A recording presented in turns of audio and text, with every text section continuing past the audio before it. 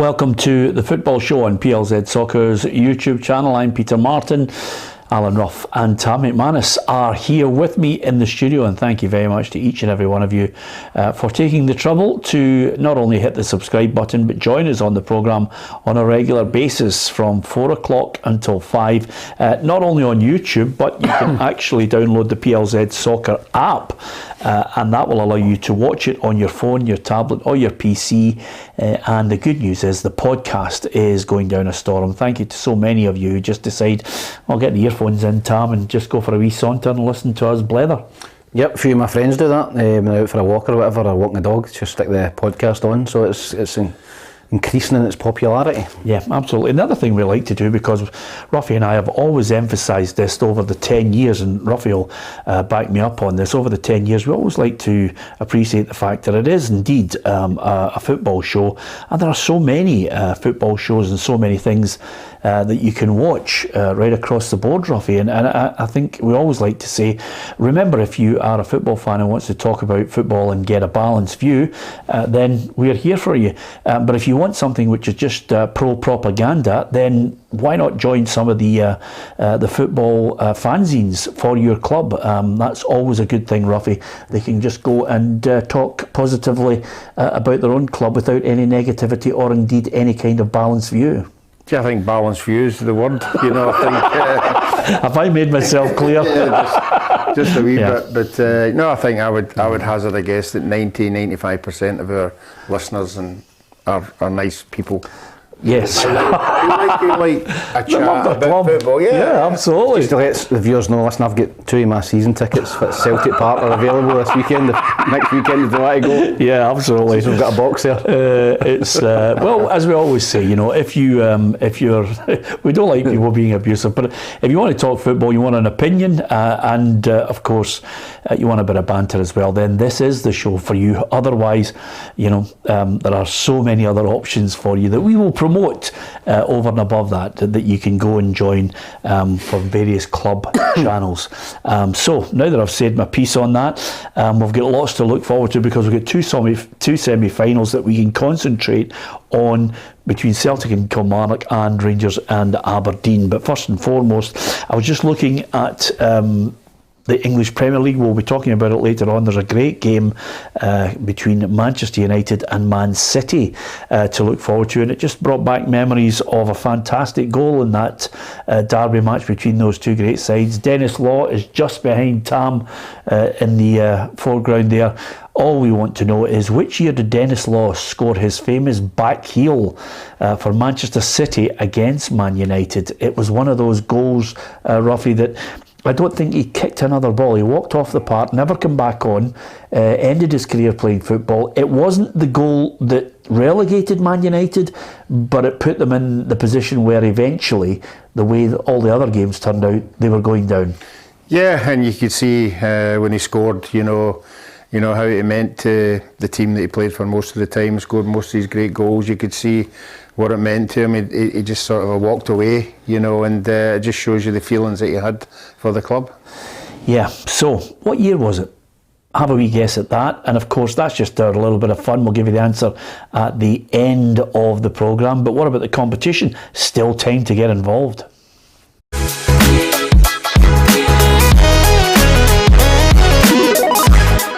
This is your chance to win this replica Rangers jersey from the 2021-22 season, along with the matchday programme from the Europa League final against Eintracht Frankfurt. To win this fantastic prize, all you have to do is answer this simple question: which Rangers player scored in the 2022 Europa League final? Post your answer in the comments section below. If you want to double your chances of winning, don't forget to hit the subscribe button on PLZ Soccer's YouTube channel. Good luck. Yeah, brilliant stuff. Good to see Adam actually inside rather than some of the mental areas he's been going to outside where the weather's crazy. Yeah, when you've got that kind of boof on, you know, then it is the weather I remember. Do you remember when we did the Scotland-England game at Hampden, and my hair was extra long, and it was a windy day, and I didn't know what to do. But next minute, this makeup woman appeared with a hair lacquer. Yeah. Started spraying hair lacquer in my hair. Stuck? I'm still using it. It's quite good. Absolutely. The heady days of doing a live. Absolutely. I could say things about that as well, but nevertheless, let's crack on with the football. Lots to look forward to, and I think it's a good point there, which was made by Dunn. Sold out Tynecastle will be electric tonight under the lights. Well, listen, if anybody who loves football doesn't love the atmosphere of Tynecastle, they need their head looked. It is absolutely magnificent. And we're going to talk about Hearts in just a moment. But to the two semi-finals, Celtic against Kilmarnock. Adam was out and about, getting ready to look ahead to that big game. I'm inside of Hampden Park, where Celtic will take on Kilmarnock here on Saturday in the first of two Viaplay Cup semi-finals. We're here to speak to both captains from each set of teams, the first being Callum McGregor, where he was quizzed about his comparison to his predecessing captain, Scott Brown. I've been in football long enough to know that it's a ruthless sport, and people are just waiting for you to fail, and you try and limit that as much as you possibly can. So of course I had to find my own way in the role, following a very successful captain. You have to be successful, not because of that, but because you're now the captain and you're now sort of spearheading the club in that sense on the pitch. So that becomes your responsibility. So that's something that I carry with me every day. I try and push the standards every day in training and try to make sure that the group is hungry for success, and when it comes to the big moments, then hopefully we can deliver more often than not. We also spoke to Kilmarnock captain Alan Power, who insists it's a massive boost for the side to have Kyle Lafferty back in action after a 10-match suspension for sectarian abuse. I think the personality Kyle is he'll just get on with it. He's a live wire and someone who's great to have around the change room for those, and even though he hasn't been there for us on the pitch, he's been quite good for us off the pitch, energetic, been good in training, and he's eager to get back, so he'll be excited about this weekend, I'm sure. So let us know, who do you think will win? Will Celtic continue their domestic dominance, or can Kilmarnock serve up a cup shop? Yeah, it's an interesting question. Give us your view on it. Give us your take on it as well. You don't get many intros like that from Adam, but certainly set the game up nicely. And of course, I just wonder about playing them so soon after the league encounter. I'm wondering, does he throw Lafferty in from the start? Yeah, I think I would. Yeah, I think he's a goal scorer. He's something that Kilmarnock don't have a lot of. He'll be good in the dressing room. I think he'll be excited about being thrown in. You might get only 60 minutes out of him, but if you get 60 good minutes out of him, it's a bonus, and if he scores, even better. So it's a big call. Obviously they signed a new boy last week. Is he up for not playing in a semi-final? I would play Lafferty. Yeah, Tam? Yeah, I think I'd play Lafferty as well. I think if you're an experienced player like him, you've played it in big games, I think you wouldn't freeze. So I think that Kilmarnock might start him, and as Ruffy said, if you can get an hour out of him, then fine. But I don't think it really matters who Kilmarnock play. I think Celtic far too strong. Yeah, that's the other aspect of it, because Derek McInnes has to come up with a plan B on this one. Yeah, I'll be worried with this one. He had some kind of plan last week at Celtic, and for a wee while it worked. But as we know, when Celtic usually wear you down and you get a goal against you, they usually run out winners. I think it was obvious after the game. He said, look, we couldn't afford to come here and get beat 4-5-6-0 with the semi-final in the back of their minds. It would been a horrible build-up this week. So I don't know what he'll take for that game last week, and yeah, we've all been in the game long enough to know on any given day things can happen, and I think Kilmarnock need everything to happen on the day for them to get anything out of this game. Yeah, and I think everybody will be wondering, okay, what's his game plan? And will it really matter? Because Ange Postecoglou, I think everybody knows what the Celtic game plan is, and they just wonder who he's going to add to the squad. He's got people that he's signed already. He's thrown in Johnston, and he's done his business as early as possible. The only thing he's possibly missing now is, that striker. Is there one going out? Is there one coming in? I don't think there'll be one going out until one comes in. I think that they're obviously heavily linked to Gu Sung, the South Korean lad, And I think if he comes in, then Giakoumakis will be out the door. But I don't think he'll leave himself short. I don't think he would sell Giakoumakis without having a player in. Yeah, of course, everybody wanted to ask him these questions, and as ever, Ange was in his usual mood of kicking some of the questions right into touch. I'm not sure who's linking us, so I don't really know, but, links. Look, I think, and I'm not across it all the time, but Ian keeps me abreast, but I reckon around 10% of what's out there at the moment is anywhere close to the truth. And that's not because I think people are deliberately being misleading. It's just that, they get a bit of information from, their cousin's barber's neighbour, and, it becomes Celtic a link to a certain player. Well, Ange, I know you won't have been aware of this, but what happens is old woman gets in taxi and says, my son's signing for Rangers, and taxi driver tells mate tells radio station goes ballistic, Mo Johnson signs for Rangers. It does happen, Ruffy. Yeah, it certainly does. I mean, the papers have got to sell. Sometimes you've got to take a stab at something. It remains to be seen if the two players that the media are talking about are the two players that they sign, and then the media will be justified in saying we got it right. Yeah. So I think he's just trying to diffuse the situation. There's a semi-final coming up. He doesn't really want to be talking about signings coming in. He wants to talk about the players that are performing at the weekend. So, but I'd be interested if there's any comeback for the media if they sign the two players. Yeah, just out of curiosity, I know it's a long shot for you for 10 years, but you work in the media. Yes, I know. I just thought I'd remind you of that. I mean, that's how the whole thing goes round. Everybody loves. There is nothing better, whether it's online or on a phone or, for some generation who still read papers. You want on any radio show or whatever to be told your club signing this, that or the other. It brings a bit of excitement and that great pub chat. Yeah, it does, and I think now, the explosion of social media, I think that people can just stick up any name they want, and if people retweet it, whatever, it suddenly becomes a rumour that maybe somebody's thought up. Becomes, he's signing for Celtic or Rangers. So I think social media is obviously enormous now. It used to be you have to wait for the paper the next day or listen to the radio. But now it's social media is so big that agents could maybe link up one of their clients to a Celtic or Rangers, and hope that gets picked up with supporters, and all of a sudden he's got a couple of options whereas he didn't before. So people are clever with the social media now.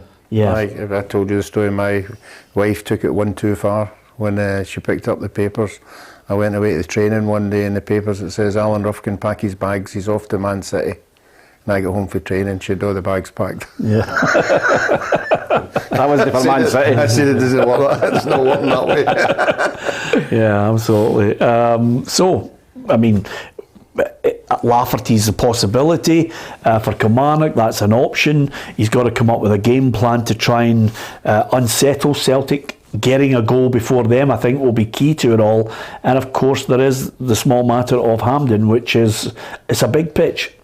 Yeah, it's a big pitch. I've played in Hampden a few times. It's not just the pitch. It's because it's so far away from the stands. It seems even bigger. The running track round it. So, you've got to be fit. You've got to be able to get about the park. And the substitution rule now, Celtic can change half their team, and Kilmarnock have just not got the strength and depth to do that. So even if Celtic are maybe huffing and puffing for an hour, they can change it up and bring 3 or 4 real quality players on. So I think that Derek McInnes will do what Derek McInnes usually does in big games against Old Firm. He'll sit in, he'll be hard to break down, hard to beat, and he'll hope they can nick a goal. They've done it against Rangers. Lewis Ferguson get the goal. They've done it there from a set play. So they'll try and go along those lines again. But I think if Celtic can get that early goal the first 20 minutes, that game plan kind of goes out the window. So I think Kilmarnock's game plan will be keep it at 0-0 or 1-0 as long as possible. Yeah, okay, so what have you got as a prediction? 3-0 to Celtic. Ruffy? Yeah, as I said the other day there, if Celtic have 75-80% possession, it's only going to go one way, and it's going to be 3-0. Yep, okay. That's how it looks at Celtic against Kilmarnock. Give us your view on that game. Who do you think is going to win? Who will take their place in the final in February? And who are they going to meet? Rangers take on Aberdeen. Incidentally, not a great time. I hate 5:30 as a kick-off, Ruffy. Strange one. They're obviously catering for all the league games that are on, and trying not to clash with anything that people want to go to or want to see. So, No, you just have to give yourself, once it's in stone, that's the time. You just have to get your head around it and go. Yeah. Do you like it? I don't mind, it wouldn't have bothered me, no. Yeah, okay. Rangers against Aberdeen. Adam was out there to chat to Micheal Beale today. I'm inside of Hampden Park, where Rangers will take on Aberdeen in the second of 2 Viaplay Cup semi-finals here on Sunday afternoon. We were here to speak to both captains. Firstly, I spoke to James Tavernier, and we were speaking about the importance of winning these cup matches and winning these cups for after his playing career. Something to look back on for him and his family when he retires. You always want to look back at your career when you do hang up your boots, and you go over what you've achieved, and obviously silverware in your trophy cabinet can give you a smile on your face and see this is what I've achieved, and you can show your kids and be really proud. So that's I think that's all the boys' mentality, and the coaches. We all want to achieve great things together as a club, and we've obviously got to try and do that as soon as possible. You also spoke to Aberdeen captain Anthony Stewart. Now, he's had the chance to come up against both Antonio Colak and Alfredo Morelos this season. He gave his verdict on who he thinks is better. For me, they're two complete different strikers. I do rate one better than the other, but personally, they're both as. You've got to give us it. Come on, you need to give us it now. Who's best? I would say Colak's a better striker than Morelos, in my opinion. Baselines. Just the whole all-round game. I've played against both of them, and I kind of give my opinion on that. We know it's going to be a fascinating and entertaining game. It always is when these two sides meet. But who do you think has got the upper hand? Rangers or Aberdeen? Yeah, it's the conundrum. And of course, as we mentioned, Ruffy, the last thing a manager wants to hear is a player telling everybody who he thinks is the better player. Jim Goodwin, obviously speaking today, has mentioned that he regrets it, should have maybe warned him against saying that sort of thing. Won't happen again. But, for us, that's food and drink. We love it. Yeah, I don't love it, but I think it's good that somebody's light-hearted, instead of giving you a deadpan, answer to a question. He's taking it a wee bit further. Yeah, he's put himself under a wee bit of pressure, but I mean, that's what the game's all about. If that's his honest opinion, you just have to live with it. Yeah, listen, that's the great joy of this. He's going to have to come up against one of them. Micheal Beale says, Colak touch and go. It could be Morelos, and it could be one of those days where Morelos just clicks into gear. Yep, Morelos, I think he scored a couple against Hearts in a big game at Hampden a couple of seasons ago. So, no, I think that Morelos will probably start if Colak's obviously struggling with an injury. So, I don't think it'll affect Morelos or Anthony Stewart. I just think that it was a tongue-in-cheek kind of phrase. The media I wouldn't say goaded them into it, but they wanted their line, didn't they? And they got it. But I don't think that'll have any influence on the game. Yeah, of course we're going to talk a little bit more about each team in this semi-final, but what about Rangers? Micheal Beale was indeed chatting today ahead of this one to Adam. Thanks, Peter. I'm outside of the Rangers training centre this afternoon to speak to Micheal Beale to preview this weekend's Viaplay Cup semi-final clash against Aberdeen. But before getting into the match itself, Beale provided a little transfer update for Rangers fans. It's progressed well. I'm pleased with where it's at. As soon as there's news, obviously we'll let everyone know. We're eager to let everyone know, but these things take a little bit of time. My bit's done, if that makes sense. And now it's over to the other people to finalise the things. But as far as I can see, I'm really pleased with the way 2 or 3 things are going. They're heading in the right direction. So I didn't think anyone would be in before this game, and I didn't really want to disrupt the group either because the group's quite settled at the moment. So hopefully in the next week or so we'll see 1 or 2 things being confirmed.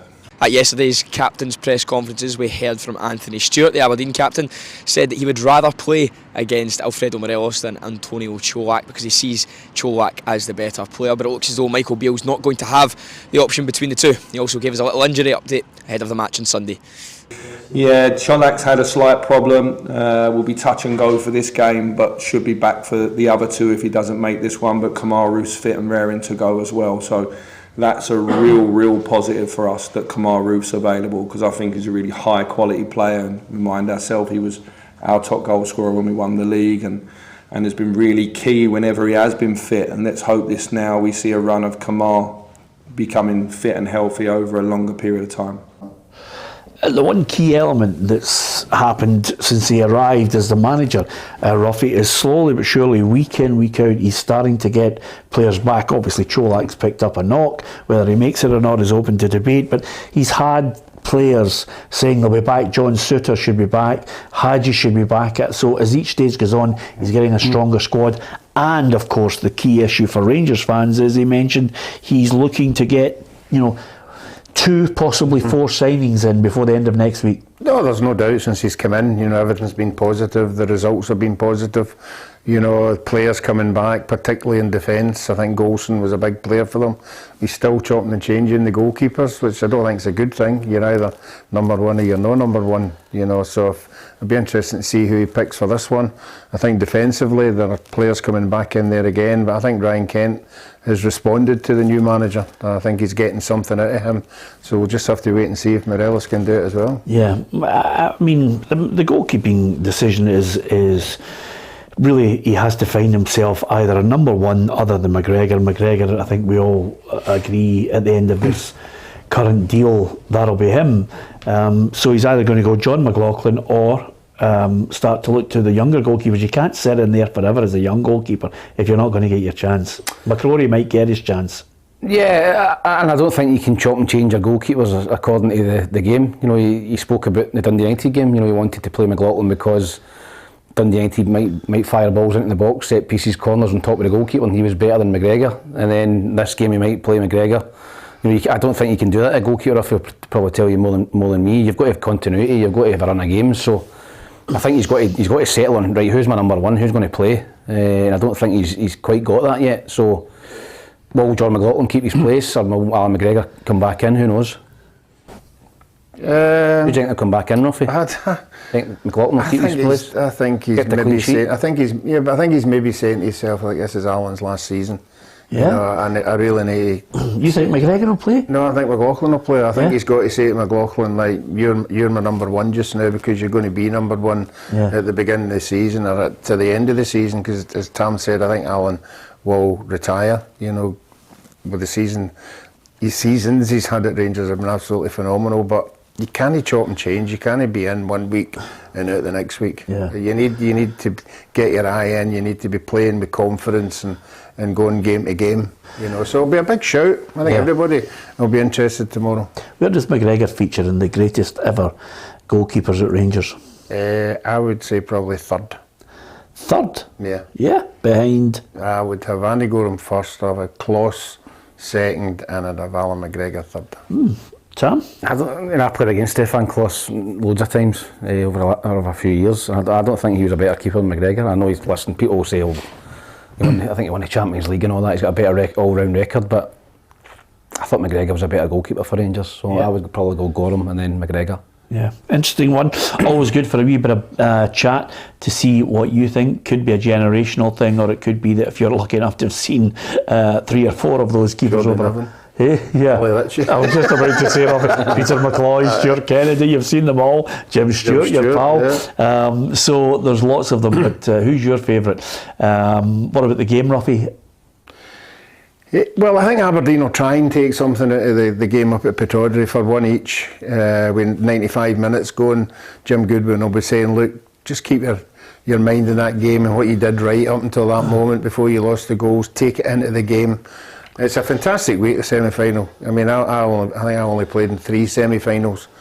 But the lead up to it, the build up to it, the training up to it, the supporters' involvement, all the media, the interviews and everything, you just want to get there. Yeah. And then obviously turning up at Hampden, and I always say these games should be played at Hampden with a big crowd, because the atmosphere of the bus driving up and getting off the bus and then getting in and walking about the park before the game, it's a fantastic occasion for a player. And yet there's a lot of good players never get to a semi-final. Yeah, there's a lot of people relish it as well, and that, I think, sometimes you hear a lot of players, especially in the really good teams, saying that they've looked at the opposition and they know that they're defeated in the tunnel before they come out. Aberdeen need to have something in their locker to say, they can go to Hampden and try and produce a shock here? Have they got something that suggests to you that they could produce a shock? Yeah, I think they have. I think that they'll take massive confidence from the game at Pittodrie. I think they were 5 minutes away from getting a win, never mind a draw. You know, 2 very, very late Scott Arfield goals, 2 dreadful mistakes from Aberdeen. What I don't think Jim Gooden will do is he'll go down there and park the bus. I don't think he'll ever do that again against Old Firm after the criticism he took after Celtic. So Aberdeen Rangers are always feisty encounters, aren't they? There's no love lost between either set of fans or club. So I think Aberdeen will go down and have a right go at Rangers. I think they'll have a go. I think it'll be an open game. And I think if Aberdeen in the big moments of the game are clinical, they've got players in the team that can punish Rangers. Majowski, Duke, good, decent players in good form. So I think Aberdeen will score, but I think Rangers will just edge it 2-1. Yeah, okay, Ruffy? Yeah, I think Rangers will win comfortably. I mean, when I say comfortably, I mean 2-0. 2-0. Honestly, it's his favourite scoreline. Absolutely. You've got 2-0, you've got a very comfortable and you've got an edgy 2-0, haven't you? This is the other one I was going to say to you, by the way, a really difficult one, a hard-fought 2-0. Some games you get an early goal, and then you've got to wait the 89th minute to get the... So that would be an edgy 2-0. That's an edgy one. Yeah. I think they'll have it done and dusted this time. Right, okay, we'll see. Thanks to Hugh Scott, he always likes to drop a wee line to us. Gorham, McGregor, Kloss and Woods would be his top 4, which is a good top 4 at that. Gordon McLean says, Gordon Niven, Ruffy. You might have a hero of him. Other 2 will be saying we're only the pups in this one, but you're going back, aren't you? George Niven and Billy Ritchie. I took over for Billy Ritchie at Partick Thistle when I was 16. Wow. Yep. So there you are. You see the generational moves sweeping right across this whole couch, but you always get opinion. You'll always get a little bit of memories and expertise from their days playing professional football. Thank you very much to so many of you are hitting the subscribe button, and our figures and the people consuming our social media channels as well. Thank you. All the figures going up and up. Lots of people who love football are actually joining us, and we are absolutely delighted that football fans right across the landscape of the Scottish Premiership, fans who know their football, love their football, and of course interact with us as well, we absolutely thank you for supporting us. So that's the 2 semi-finals. Give us your thoughts on that. What about the Scottish Premiership fixtures that are taking place? Here's the set of matches that we can look forward to. Hearts St Mirren tonight, Hibs against Dundee United, Motherwell Ross County and St Johnstone Livingston. And as well as the Cup semi-finals, don't forget you can join Tam and myself. We will be here 4 o'clock till 6 tomorrow, bringing you, of course, our live show on PLZ Soccer's YouTube. And you can get a preview with Tam, Ruffy and Kerry. Tomorrow morning it drops, looking ahead to all the Premiership games and the League Cup as well. Just giving you 6 days of programming. There's lots of other unique programmes and special guests coming up. We had Tony Fitzpatrick paying a fitting tribute to Frank McGarvey on yesterday's show, and of course talking about St Mirren as well. It was great. Tuned in yesterday, had a bit of time yesterday, tuned in. I thought he was brilliant. Some of his stories were excellent. Really enjoyed that actually. So you can get that and catch up. I sent it to my brother-in-law's a St Mirren fan and a couple of pals, big St Mirren fans, and they think Tony Fitzpatrick's a god, obviously, and Frank McGarvey. And we allowed him to pick himself in his own dream team. I think that's fair, isn't it? Aye. Did you pick yourself in your own dream team? Yeah, I think I did, yeah. No, never. Did you not? No, I don't think I did. Who'd you pick? I think I picked Andy. I picked Andy Gorham, I think. Yeah, as a goalie? Yeah. Right, okay. You can, on certain instances, pick yourself. I think with Tony Fitzpatrick, though, he's one of the best. Forced in. He's one of the best players St Mirren I've ever had. He's certainly up there. I don't think too many St Mirren fans were arguing with us on that one, but it's well worth getting involved in the catch-up and the unique programming that we've got. There's lots more coming on board, but tomorrow at 4 o'clock, Tam and I will be sitting here in the studio live with you. So that's to look forward to. Hearts against St Mirren tonight. I thought it would be on the telly, Ruffy, but obviously they switched it because of Hibs being at home. Yeah, it's a shame. There will be a big crowd. I don't think the Hearts supporters don't seem to be put off by not going to the games if it is on the telly. Yeah. They seem to like going to their club and getting behind their team. I think it'll be a tremendous atmosphere. I think it's great that some of our games can have 18,000 at it, particularly league games. Wonderful advert for the game. The stadium itself is fantastic to be in and playing in. So yeah, I think it'll be a good night, you know. But Hearts need to really start winning now. We keep talking about, they're the best outstanding third team in that. You can't go to St Mirren and struggle to get a win. You know, they will. I think they will win at home. You know, but I'd like to see a right good performance for the night, and all the new players they've got. It'll be interesting to see how many get thrown in. Yeah, I think. Well, I was going to say to you, James Hill will come in. Garang Kuhl, good. You know, he looks a good prospect. Again, I would hold my hands up. The amount of players that you hear being linked with the club, or players who sign, and you think, okay, you know, they've got tremendous potential. It's whether they can actually hack it in the Scottish game. So, as Ruffy mentioned there, yes, he's made these signings and he wants to try and add maybe one or two more. I think they've got the makings of a really good squad. So I think once they get players back fit, and you know they've got if a full team out injured. You know, Beningame, Boyce, you know, guys like that, Halkett, you know, they're starters, they play every week, so they've got a real nucleus of a good squad there.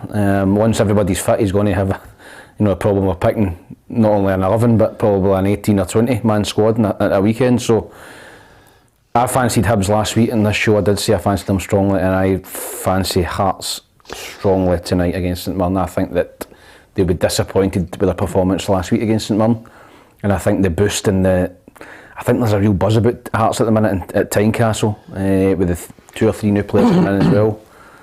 I think they'll be right at it tonight against St Mirren, and I think I'd fancy St Mirren's Hearts strongly. I went 3-1 to Hearts. Wow, that is strong. On the evidence of what, of course, we were talking to Tony Fitzpatrick about yesterday, you know, the whole club is right behind what Stephen Robinson's doing. They can see the quality of the player. They can see the way he wants to play football.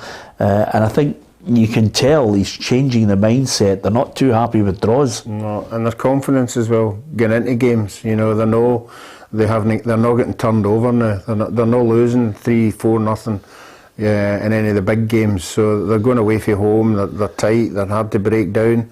I think they'll have to be really tight tonight with Hearts, because I think the whole place will be buzzing. And if Hearts were to get an early goal, I think they will run out winners. You know, I don't know if I went 3-1 or 2-1. I'll tell you, Ruffy, you had Hearts 2-0 in this one. I had Hearts to win 3-1. You just wonder where St Mirren would be, though, if it wasn't for so many of the draws that they picked up. Yeah, they're difficult to beat. I think that you know, I think that 5 draws in the last 6 games. You know, difficult to beat, but they, you know, maybe could have nicked a couple of the games they were in front. So. You know, I think St Mirren have done really well this season, but I think going away to Hearts is a very, very difficult fixture with the form that Hearts have come back in, with the break in a full Tynecastle. You know, difficult place to go and get results. So yeah, I'd fancy Hearts to win that. Yeah, okay. You can give us your thoughts on that. Andy says, Peter, both semis are being shown live on US TV on Paramount. They will probably take in Sunday's game in New York City with the Big Apple Bears. It's amazing, actually. I'll tell you, that's the incredible thing, Ruffy. You'll be more aware of this than anyone, but the amount of people who obviously watch this show and tune in at various times across, you know, Canada, America, New Zealand, Australia, we've even said Vietnam, Thailand. We really appreciate that, but when you actually want to watch the game, Tam, the amount of expats, I mean, New York is a great example, who would get up at 6 in the morning to head to a pub to watch a game. Yeah, but I've done that when I played for Rochester, New York, for 2 seasons, and I used to watch, it was the guy will probably know, Fox Soccer Channel it was back then. I don't know if it's that now. The 12 o'clock early kick-off was 7 o'clock in the morning, so I'd get up at 7 in the morning to watch that. The 3 o'clock games were obviously 10 o'clock, and then if it was a later game, 7:45, you could maybe go to a bar and watch it at 2:45. Yeah. So you know, I think they're decent times. You know, 3 o'clock and 5:30. You know, it's decent times rather than a 12 o'clock kick-off when you're getting people getting up at 7 in the morning. So no, I think there is a lot of expats over there. Who tune into all the Scottish football. Yeah, and on the flip side of that, you know, we like to watch American football. Would you wait up to the wee small hours of the morning to watch the Super Bowl? Oh, every year. I get 3 or 4 of my mates round who love American football as well. I pack the missus off either in the spare room or down to her mum's, and we sit and watch it all night and have a few drinks and have a few hot dogs and burgers. It's just a vision. It's the way he opened up with it. I just had the case being closed, and then I stuffed in the boot. But thankfully, because she's the power in the relationship, that wouldn't happen. But it's the way you said it there, Tom, isn't it? The upstairs spare room, but the bottom one. If you could tell, it's just so rough you can get a ladder. It's too long, that Super Bowl. Oh, absolutely. The halftime shows the highlight of it. Absolutely. Last year's was fantastic. Somebody can tell us who it is this year. It's a big name. Maybe it's Rihanna. It is Rihanna. Is it Rihanna? Yeah. Rihanna this year. You've had Bruce Springsteen, you've had U2 and all that. You've had Michael Jackson. Yeah. It's the whole shebang. Do you remember actually when they were doing the Sky was trying to razzmatazz it up, and they had the girls out with the pom-poms and all that, cheerleaders, and then they'd maybe somebody singing, miming to a hit that was out at the time, and they started doing that, and then eventually Ruffy and I went down to a Kilmarnock game, and obviously they wanted to add their flavour to it, and I'm not kidding you, I mean the cheerleaders were absolutely freezing. The wind, it was howling in, the rain eventually started, Ruffy, and the two of us looked at each other and went, you cannot subject cheerleaders to this weather. Oh, when I was over in Orlando, I was in charge of the coaching when the football finished, and the owner came up to me and says, Alan, we're going to send you up to Tallahassee. There's a coaching school up there, and we want you to take charge of it for the goalkeeping side. And I went, brilliant, and I went away up there. And it was one of the big complexes that everybody went, to be coached. And when I got there was 500 cheerleaders all practicing. 500 all practice. Wow. To be cheerleaders. You must have his dream. I was just about to say, you must have thought you were in Oz. Anyway, but and I think there's a good one here from Fitzy who says, imagine Beyonce trying to do a song in the middle of a Celtic Rangers game. That's right. That was just what Tom was saying there. Over in America, they have the sports bars. Yeah, don't that's they? Right. Aye, brilliant. About 20 tellies and everything on. When I was in Orlando, the owner came up and he said, I think you should have a sports bar back in Scotland. Don't you think it would work there? All the Rangers and Celtic supporters could come in and see the game. And I went, I don't think that's going to work somehow. Oh, aye. It's a bit more relaxed in America. Anyway, have you got your Hearts prediction? Yes, I went Hearts 2-0, I think, or 2-1. Yeah, okay. What about Hibs against Dundee United? That's on the Saturday. Great game to look forward to. Really looking forward to this one as well. And we sent Kerry out there to find out what was happening with Lee Johnson. Here at Hibernian Training Centre today, the Hibs boss Lee Johnson's side are on the hunt for a new director of football. Club CEO Ben Kensell says he's worked at clubs where this role has existed before and hopes it drives the Leith side on. The Hibs boss says he's hoping to be part of the selection process for whoever comes into the job. Involved over a period of time, we've looked at the recruitment structure.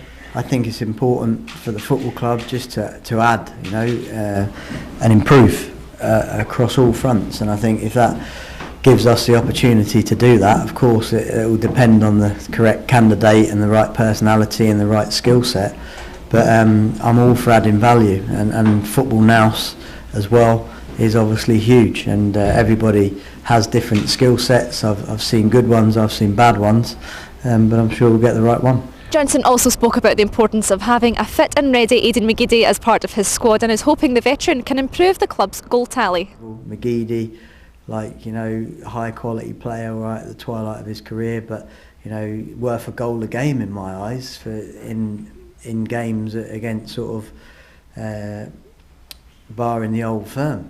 When I brought Aidan back in at Sunderland from sort of Siberia, if you like, in terms of he'd been banished into the 23s, it's worth a goal a game for me, which is why I brought him to us, not me, sorry, but that's why I brought him here. Because I know a fit flying Aidan McGeady his IQ and his execution is up there with the best, and that takes you 1, 2, 3 places up the league potentially. Yeah.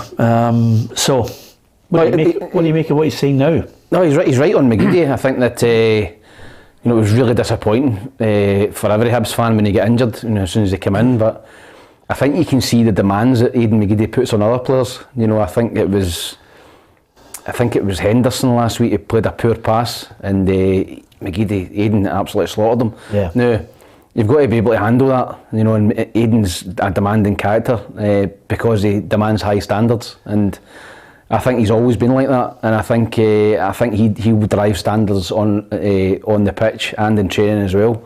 You know, you need players like that, you know, and who don't let people get away with sloppiness and slackness, and obviously you've got to be a top player to demand it from other players, and I think that Aidan can become a real massive player for Hibs. Niall was just saying on our feed there, I wonder what Tam thinks, would you take Alan Burrows as chief executive or in a role at Hibs? I think Alan's done a fantastic job at Motherwell. I actually messaged him yesterday to wish him all the best.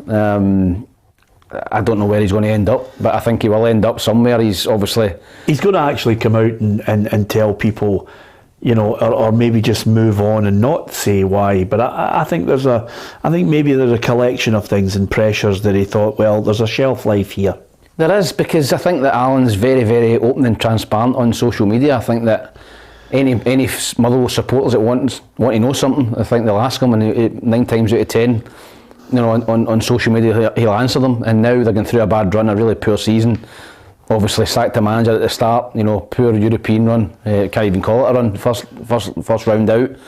So, you know, there's a lot of frustration amongst the Motherwell fans as well, but I think they've got to look at the bigger picture and Alan over the piece, not only on the park but off the park with Motherwell. I think that he's done a lot of great work in the community, you know, brought that community together, does an enormous amount of work for mental health and young Motherwell supporters who've took their own lives and stuff like that. He tries to help with that as well. So I think overall that Alan Burrows has done a fantastic job at Motherwell, and he shouldn't be judged on the last 6 months.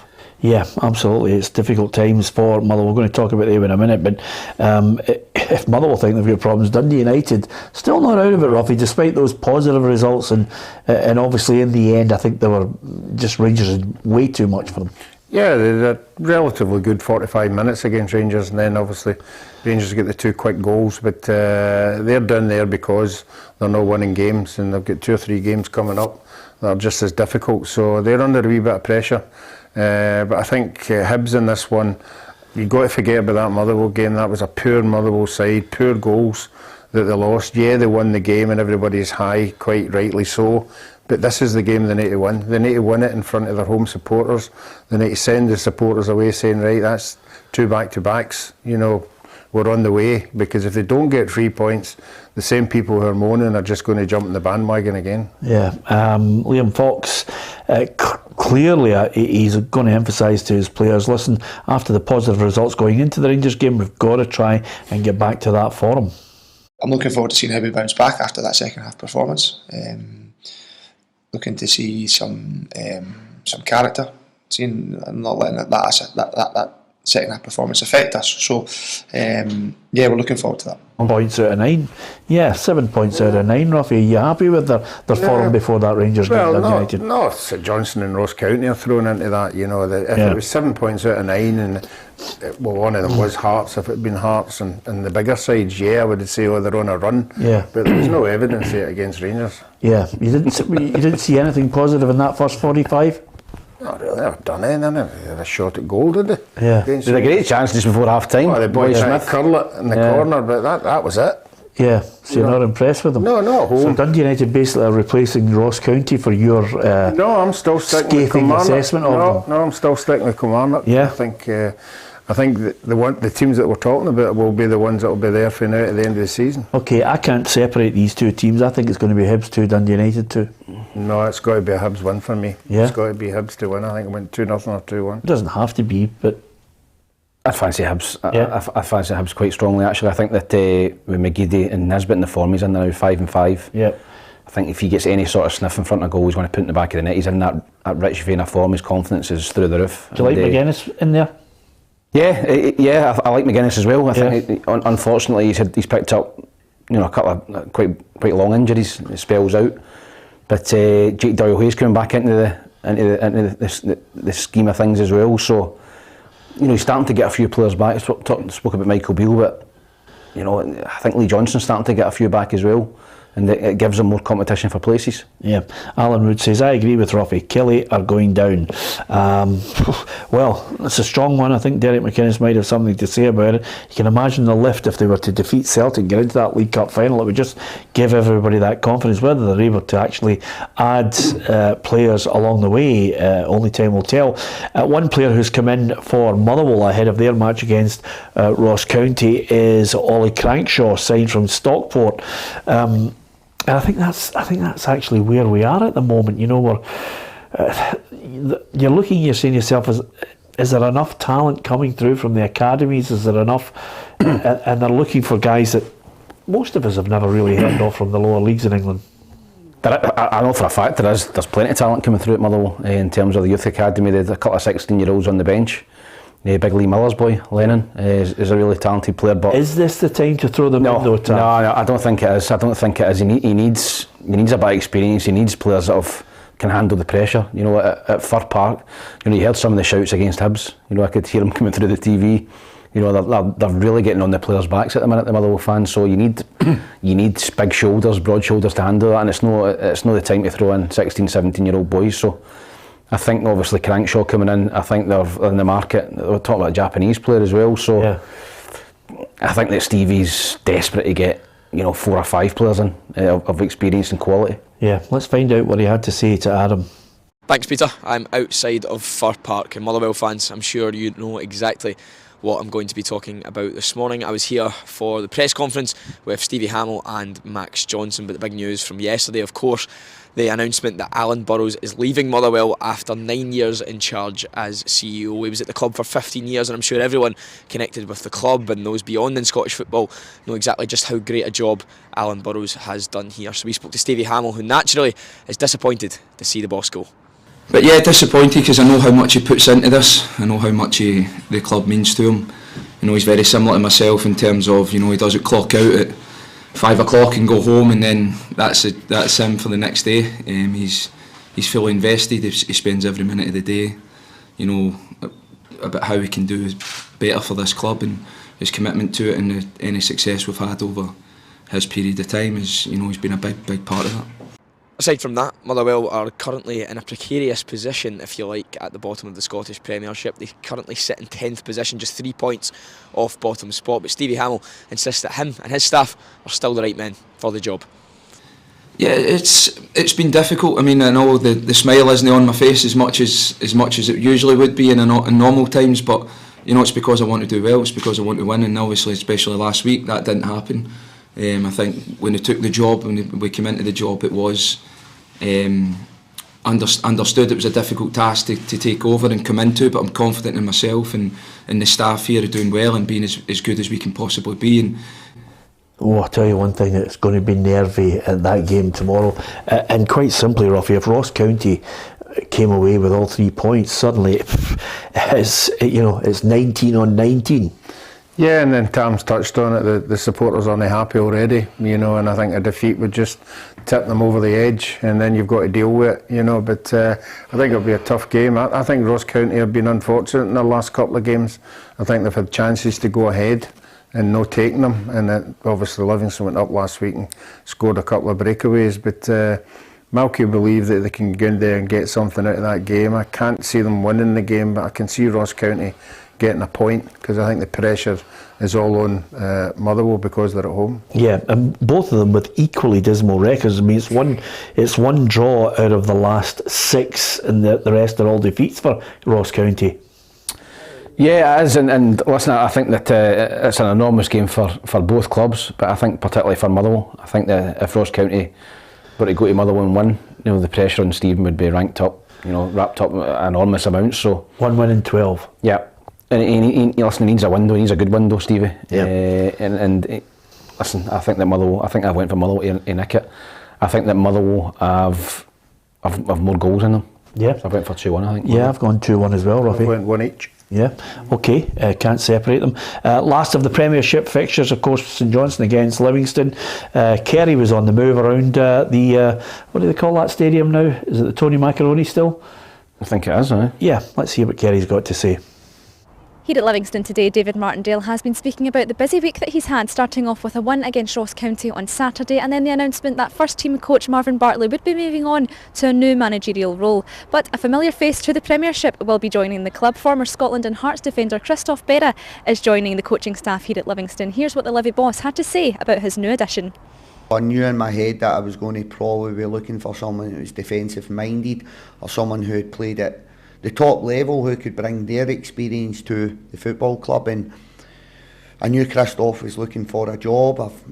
I'm going to say I know him. I know him to say hello to. I've met him a couple of times in and around Edinburgh. We've been out shopping with our families, believe it or not.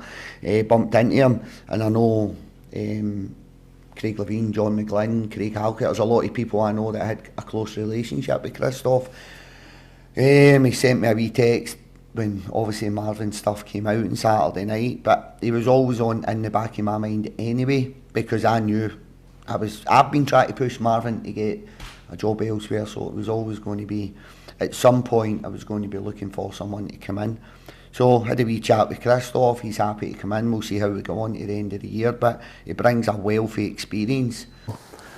Yeah, it's you two are outrageous. St John's against Livingston. Sometimes actually when you're listening to people chat in the studio, you need help, you two. Well, I'll tell you one thing that David Martindale is sensible doing is getting experience in there, because we all know how good the season has been so far, but it's all right having that at the halfway stage. It's the old Hollywood, it's not how you start, it's how you finish. Yeah, and this will be a game that Livingston will be targeting to go up and get 3 points again. Great result away to Ross County. They'll be confident going up to St Johnstone to try and get another 3 points. I think Livingston, St Johnstone, St Mirren, Aberdeen, Hibs. I think they're all I think Hearts will finish third, but any one of them could finish fourth and possibly get European football. So it's very, very tight from fourth down to about 9th or 10th, and. I fancy Livingston to go up there and win the game. I think St Johnstone have been really, really poor. 4 defeats, I think, out of 4 since the World Cup break. And I think Livingston are capable of going up there and winning, so I went for 2-1 to Livy. Even at the start of the season, Ruffy, when I did tip St Johnstone to go down, I think Callum has managed to turn it around. And I cannot see them, I might be wrong, I can't see them getting dragged back down the way. But this is the type of game where you're looking, you're saying to yourself, well, if you are going to make sure you're not getting dragged back into a relegation fight, you have to beat the teams close to you. Yeah, I think they'll be a wee bit anxious with Livy getting up to win at Ross County, so that'll make me a wee bit wary of what's coming to your ground.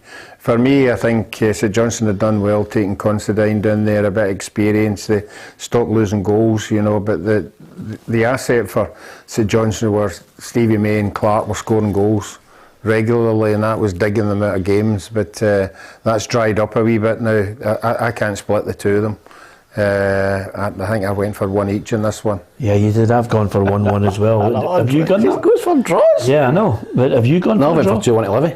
2-1 to Livy. Yes. Yeah, I'm not surprised with that, Tam, actually, because I think Livingston are hugely underrated. It's the reason why you're third in the predictor league and I'm up in the top. Yeah, absolutely. If you want to rattle it into him, Ruffy, that's exactly the way to do it. You're at the top, and to be fair, it's all about just guesswork, really, on the evidence of what we are fed, signings that are made, the way they're playing. If you go to the games, you get a real appreciation of how a team is playing, and certainly Livingston have got some really good players, good footballing players that play that ball in the deck. And so have St Johnstone. I think if anything, St Johnstone need to get your Stevie May or your Nicky Clark suddenly contributing again. Yeah, both of them were doing well before the break, but I think after the World Cup break, St Johnstone have been leaking goals and struggling to score goals. So they'll be looking for a result just to stop the rot. 4 defeats in a row. It's not a great run to be on, and they'll think that, listen, if we can beat Livingston, we can push ourselves back up the table and away for the bottom 2. There are midweek fixtures coming up on the Wednesday as well, so it's a whole raft of key games coming up in January that I think it's not so much make or break. It fits in nicely with them trying to, some people drip feeding the players that they're signing into the squad, and when you consider the games that are crucial this weekend and the games that are going to be played on Wednesday, again, it's just good to get that bit of momentum going, Ruffy. Yeah, and it is. For the past seasons, there's always been somebody tailed off. There's always somebody adrift. But this is not the case now. There's 4 or 5 could be caught in a sort of a 3 games that are coming up. If you don't take anything out of them, and then you could get caught adrift, and then that's when the pressure hits in. That's when, fans are unhappy with what's happening with your team if you're down there and you're last, and it's just not, having been at teams when you're down there, it's not a great place to be at. Training, the fun goes out of the training a wee bit, and you come to a game on a Saturday and you're anxious about can you get a win, and the pressure just mounts, and nobody can afford to drop out of this league with the amount of money they're all losing. Okay, we thought we'd put a smile on your face. There's still time. There's lots of people who've got involved in it. You can hit the subscribe button and double your chances of winning, but our competition is still ongoing. We'll announce the winner of this competition on Monday. Here's one last chance to have a wee look and see what you have to do.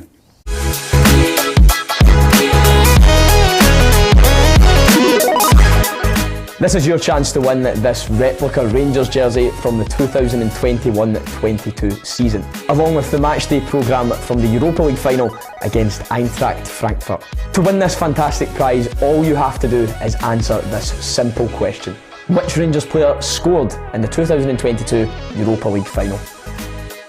Post your answer in the comments section below. If you want to double your chances of winning, don't forget to hit the subscribe button on PLZ Soccer's YouTube channel. Good luck. Yeah, good luck with that. We'll announce the winner of our competition on Monday. And on Monday, we're going to start a new competition. And if you have a boy or girl who collects the football cards, Match Attacks and Tops have been launching the football cards with all your favourite players and your favourite team. And it's one of those things, Ruffy. I mean, we love it from our early days as well. It's one of those situations where, the prize that we're giving away is not just one little pack, it's a box, and it's starter packs as well. Yeah, they're great things to have, and if you can keep a hold of them, and keep them for going down the years, it's always good to look back at players that have been at your club or other clubs, and just keep them. I don't know, the new ones and that, have they still got some chewing gum in them? No, they don't. Do you remember that? Yeah. Did they have chewing gum in your day? Yeah, they did. Yeah, they did. Yeah, but they don't have chewing gum now. Obviously for safety reasons. That's exactly it. These are things that have been taken into consideration now when you're buying sweets. But you can win, and there are some special starter packs there as well, which have got some really good special one-offs. The ones that you then go into the pawn shop 30 years later and say to them, I've got a signed Alan Rough from 1974, and it's worth a few quid, or a signed Pelly card. All these things help, Ruffy. Yeah, it certainly would. The reason why I'm mentioning that to you, Pelly's might have went a wee bit better than mine. Yeah, absolutely. But the reason I'm mentioning that to you is because you and I are going to head out to McTears on Tuesday. Yes, we certainly We're are. going to see Jim Baxter's Scotland top. We're going to do a little feature looking at all the other things that are involved in that auction. Yeah, and I believe that he's got some medals in there as well, which would be great. And there's always other stuff there as well. It's interesting. Yeah. And I don't know, can I tell everybody that you got a lovely watch one time we went there? What one was it? I think it was either Stevie Chalmers or Jimmy Johnson, and you were just sitting there, and all of a sudden a referee had put this watch up for auction. Yeah. And I got it. You got it. I'll tell you what it was. I think Tom's seen it. It's just down there. It's a Real Madrid watch. The referee's got these presented with these watches, and I managed to get it. It was it's still there, Ruffy. It looks fantastic. Fantastic. What a memory you've got. Or were you just sticking your nose in that display cabinet? Sniffing about for something. Yeah, can I just say something? It does work. Aye. Yeah, absolutely. It's fantastic. I love all that memorabilia, and I have to say, Tam, I'm going to be honest with you. If I was a multi-millionaire and I was living in Scotland, I would be firing down there and 60,000 Jim Baxter's top right away. Aye. I mean, that's what they reckon, between 40 and 60 grand. Brilliant. Listen, there'll be wealthy people who are into collecting, famous people's jerseys, and they'll be looking to try and buy that. But hopefully for the family and whatever, there's a bit of a bidding war, and they get as much money as possible. But I'm interested. I want to see your watch now. Yeah, I'm going to show you. Second hand. Well, obviously, there you are, thank you. Now, the other thing I was going to say to you, it's a gag, it's in his collection, don't worry about it, it's coming out. The other thing I was going to say, Ruffy, is just before we go, here's the answer to the quiz. The question was, which year did Dennis Law score his famous back heel against Man United? I have taken a guess at 78. 1978, he chucked it by then. It was his last World Cup was 74. 73. 73, it was 1974, and he walked off the park, never kicked a ball again. And I think 1974. 1974. 74. I was gutted I never got picked for the World Cup squad to go to Germany. You would have had 4 World Cups. There's not many players. Why did you not get picked? Loss of form? The third goalkeeper was always a young goalkeeper, and they took Jim Stewart instead of me. Yeah. Who was the 2 goalies?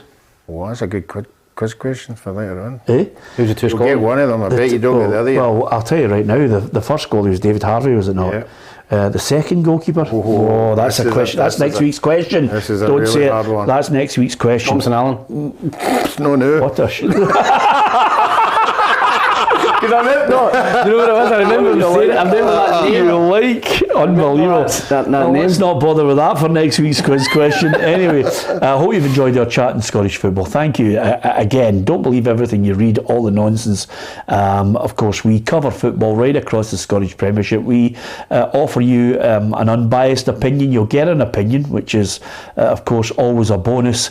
And you'll get a bit of banter as well. And it's for people who really like football and enjoy their club and don't abuse other people. This is why we started this channel 10 years ago. Ruffy and myself and Tam's come on board, and all the other people who are professionals who work in the game and do their absolute best to bring you the entertainment. I hope you enjoy it.